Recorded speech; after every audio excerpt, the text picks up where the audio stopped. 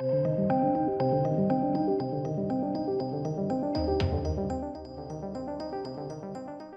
welcome ladies and gentlemen. So yesterday, news broke that Batgirl was canned. It was officially done. It wasn't going to be releasing on HBO Max. It wasn't going to be releasing in theatres. In fact, they just opted to write it off as tax, I guess. $90 million down the drain on a movie, which really did shock everyone because this is unprecedented. This really is unheard of that a studio would scrap a completed movie and not release it at all in any way, shape or form, not even just for content's sake, which really does go, to show the quality of the film, but also the direction that they wish to go in.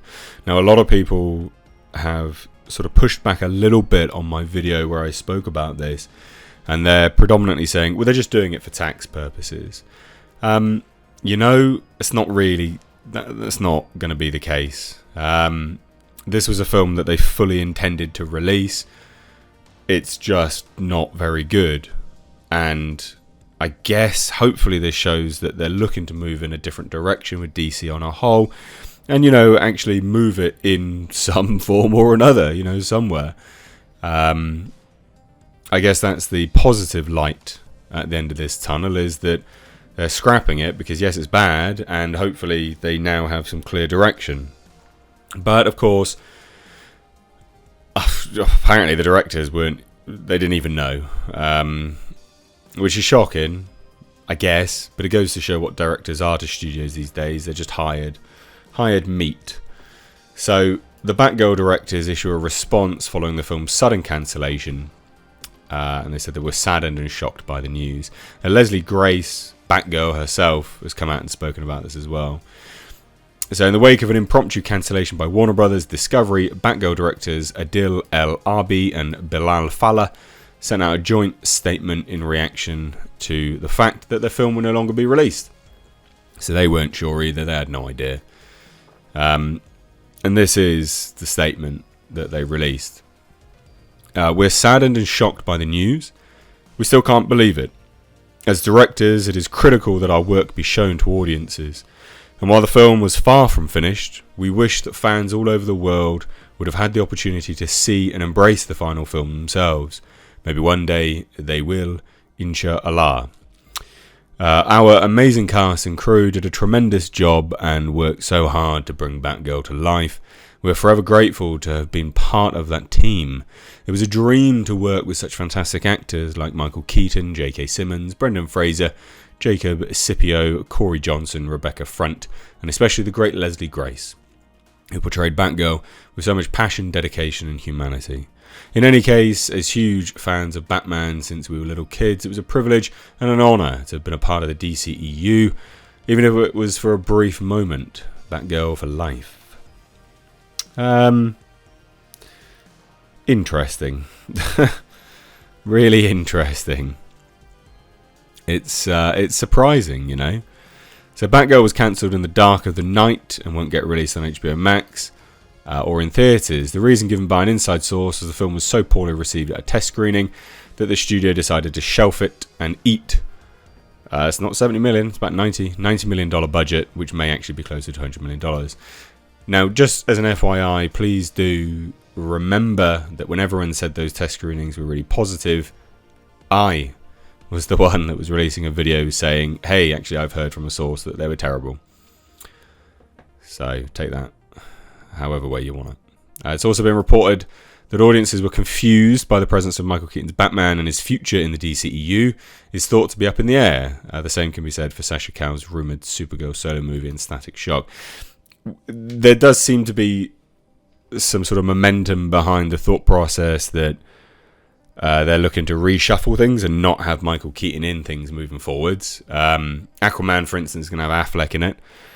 The Flash, we don't know what's happening with The Flash. People thought that that's going to next be on the chopping block, but apparently that's not the case because Barbara Muschietti replied to the Flash Film News and said, all is good in Flashland. That's a relief.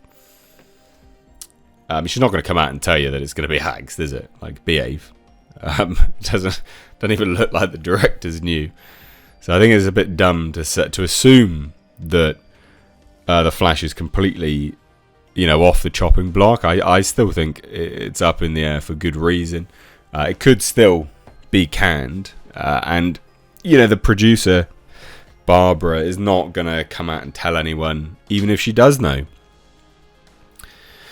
But I think what I am surprised about with respect to this movie here is that they were able to absorb the cost. It's a hefty cost and not have to pay anyone's fees or, back-end deals. But that could be the difference here, is that Batgirl was never originally... its future was always a bit rocky. We didn't know whether it would be in theatres. We didn't know if it was going to be on HBO Max. So it doesn't look like they'd officially signed any back-end deals once it had been released for profit to be shared with producers and things, which I think is why it gave them the ability, or how it gave them the ability to cancel it so quickly without telling anyone. Whereas The Flash was always slated to be a theatrical movie, so there would be back-end deals on. Even though, of course, I would imagine by now, Ezra Miller has definitely broken some of his contracts in terms of conduct. So they could probably back out of that film anyway. But it's interesting. Batgirl canned. The directors have issued a response. The Flash still going, apparently. Whatever that means, I guess. That they still want to subject us to some nonsense this year, or next year, should I say. So let me know what you guys think down below. If you're new here, do hit subscribe. Sorry I sound so rough. I am a little bit sick. I have been for about a week now. It's just now sounding worse. In fact, I actually feel better, but I now sound worse. So apologies for that. And I also look awful, hence why I'm not on camera. Because, I look like I've been smashed in the face with a spade. Big bags under my eyes and shit. But anyway, let me know your thoughts down below. Cheers. Take care.